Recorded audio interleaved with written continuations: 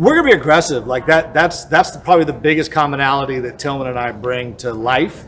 We're aggressive people, and we're gonna be aggressive. It doesn't mean we'll get anything done. It doesn't mean it'll happen. We're only gonna do deals that we internally decide are really good ones. But we're gonna call everybody 5,000 times, and we're gonna see if there are different options that can be found and different ways to put the puzzle together. But Phil, can you address what's going on with KJ at all?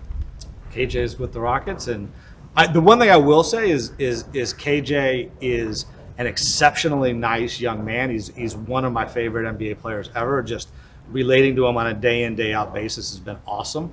Continues to be, and he's improved at an awesome rate through his NBA career, and I'm really, really happy with him. And other than that, like, this is a tough time of year for everybody. Like, people's names get tossed out there, rightly, wrongly. It's really, really a hard part of this job.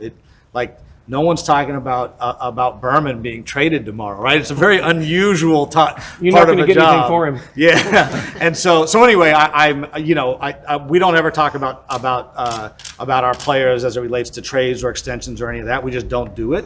But I do want to say really positive things about him because he's one of my favorite guys. Rafael, I know that you are in draft mode, but how good does it feel to see a young core group of guys coming back here, still working, getting themselves prepared for next season? So, like, one of the things that we talked about a lot when he was interviewing me to see if he wanted to hire me was building like a culture, and I think a culture is just a collection of personalities, and it's going to vary from time to time. But the one thing that I told Tillman we would make sure we had is we're going to work. Like, we're going to work. And it doesn't mean we're always going to succeed, but we're going to work. And this group of players, they work.